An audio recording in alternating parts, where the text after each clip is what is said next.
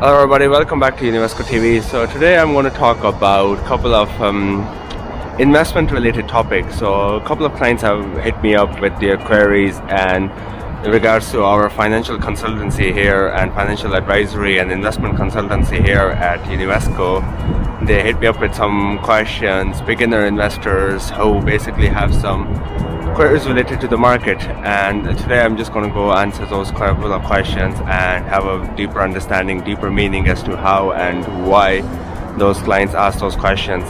So I'm just going to go ahead and give some news that happened in the last some events that happened up in the last couple of days around the globe regarding some financial related matters, overall global financial framework rather. So basically, for example, Saudi Aramco, which was the largest market capitalized firm in the world, more than $1.6 trillion of a company. Currently it has been superseded by Apple again, but before that it was Saudi Aramco.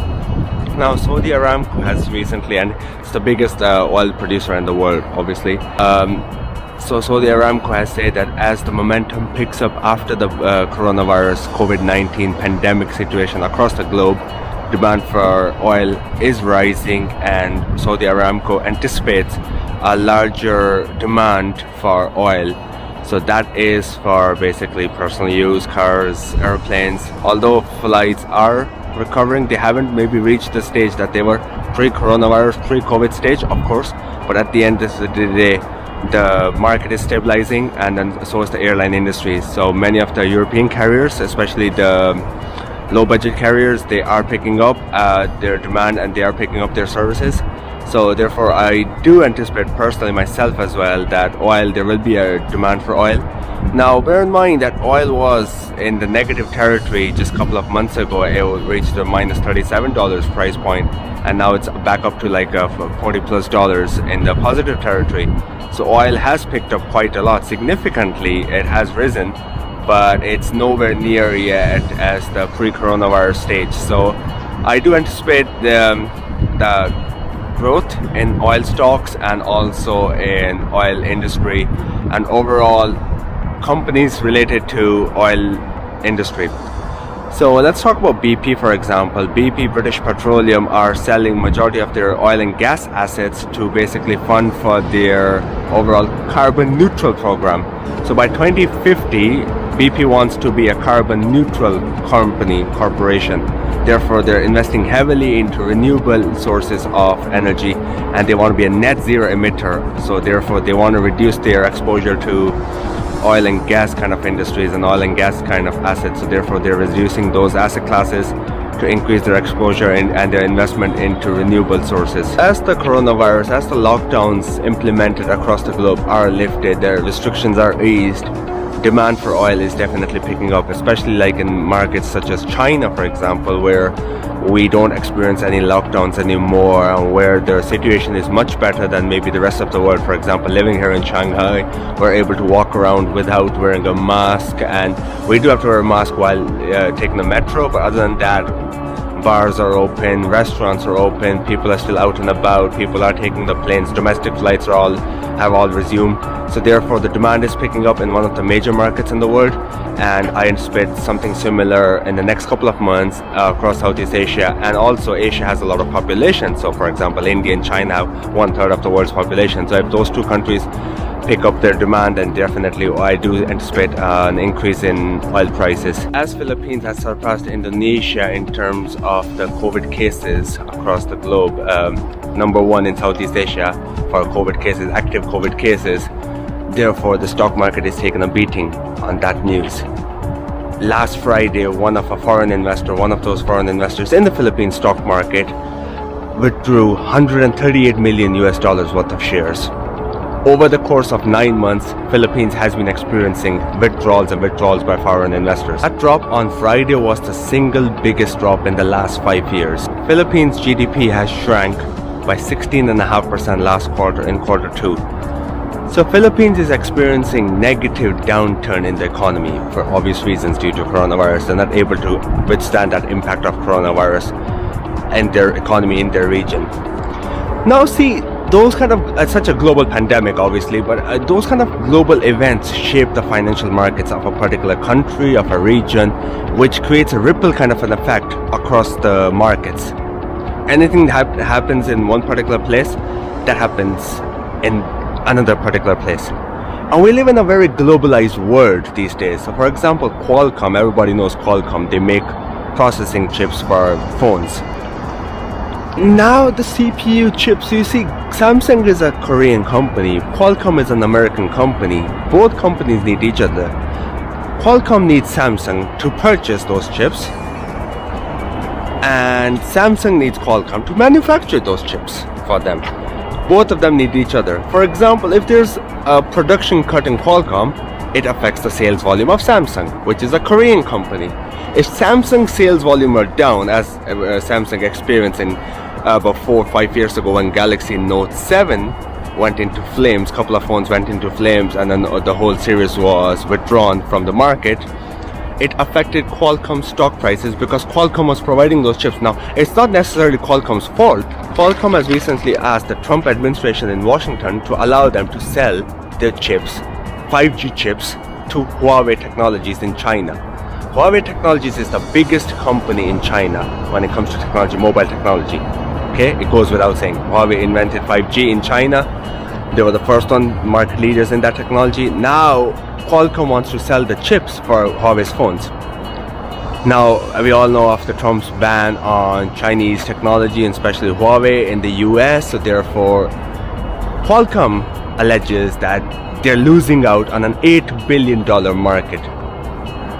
Microprocessing chip is an $8 billion dollar market. So Qualcomm says that they're losing out to competition such as Samsung and MediaTek of Taiwan. Those two companies provide chips to many other manufacturers across the globe, so such as Huawei, Vivo, Xiaomi, Oppo, so on and so forth. Now, at the end of the day, people have to understand these fundamentals, these macroeconomic factors affect the overall markets. If suddenly Qualcomm is allowed to sell to Huawei tomorrow, Qualcomm stock will shoot up. Many will ask how? Well, Qualcomm will generate more revenue because they've got a bigger consumer. They have got a consumer.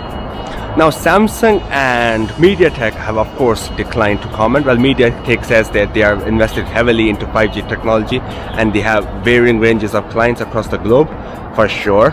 And Samsung has refused to comment on this particular issue, particular matter.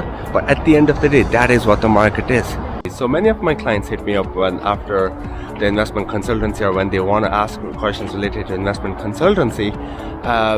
They want to start investing. They generate a decent amount of profits from their business while doing business in China or anywhere across the globe. And I also do bust some myths as well that they have. So for example, one of the major myths that many of my clients have: do I need to have a lot of money, to invest a lot of money to basically generate some sort of decent returns? The answer to that is no. You need to come up with a lot of capital to invest. You can start off with something small. The reason I say that is wealth is built in blocks. So you start off with something small and then you build your way up. If you don't have $1 million, you don't have $1 million, but you don't necessarily need $1 million to invest. You start off by investing 1,000, 2,000. As you grow, as your company grows, as your income grows, as your wealth grows, you start investing more and more. So it's not necessarily that you have to have a lot of money to invest to generate decent amount of returns. For sure, for example, there are certain stocks that if you invest $1,000 in, you'll only get maybe $25, $30, $35 per year dividend. Yes, I agree on that point. But then at the end of the day, it's all multiplying effects. So if you invest 1,000 today, you invest 1,000 next year, maybe the year after you invest 5,000. So increasing your portfolio's composition. By increasing your value of your portfolio, your amount is also increasing, your holding is also increasing, your dividend amount will also increase. Because you're paid a dividend as an yield, as a percentage yield. So for example, the higher the portfolio composition, the value, the higher your dividend will be. So yes, to live off on is something called financial freedom, like be able to generate enough income that you can just live off on that income. Yes, you do need a lot of assets for that. It depends upon many factors such as your lifestyle. It depends on your financial goals, for example. But at the end of the day, you start off with something small. So if you have 5,000 to investment, you only invest 5,000. If you have 10,000, you invest 10,000. If you have 20,000, you invest 20,000. If you have 50 million, you invest 50 million. You invest according to your budget, according to your goals, according to your requirements, according to your time horizon. There are many, many factors. This is why when you come to Univesco, we create a structure in such a way where it benefits you as you require it to be.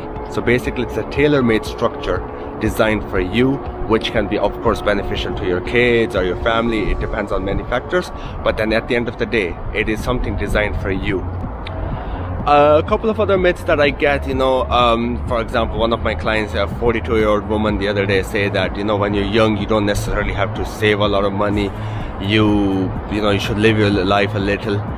To be honest, that's the biggest load of bull crap that I've ever heard or someone say to me. Not just necessarily that it's my client, but I have had friends as well. Oh, you're supposed to live your life, Rishi, you're supposed to do this. Yes, you're supposed to live your life. But at the end of the day, I would like to retire early. I would like to have a financial freedom. By having financial freedom, I try to avoid my expenses as much as possible. I try to reduce my expenses as much as possible, because at the end of the day, that money I invest. Instead of buying Starbucks coffee, instead of buying coffee every day, I invest that money, which generates some money, and then I use that money to live a life that I want my life to be. Instead of blowing my money away on unnecessary things, I save that money, I invest that money, and that money generates enough money over the course of time, which basically pays for my other things. Therefore, I like to invest in stocks which give me a dividend, so that dividend pays for my, let's say, mobile phone bill, for example. I like to invest in dividends that pay for my flights. It's all about investment. You're trying to create a financial freedom environment. I want to be able to retire at such a stage where I have money generating money for me. No, you don't have to be rich. Even 72% of the world's millionaires started off from scratch. So clearly you have to start from somewhere to become big. And how do you become big? By working your way up, building your wealth in blocks. Thank you so much for watching. If you have any comments, any suggestions, please do write to me in the comment section below or via email. My details are in the description below. Once again, thank you so much for listening, and please do like, share and subscribe to this channel. Any kind of information or any kind of topics that you would like me to talk about, please do also write that in the comment section below, and I'll read your comments. I'll try to create some content related to that. Thank you so much for watching.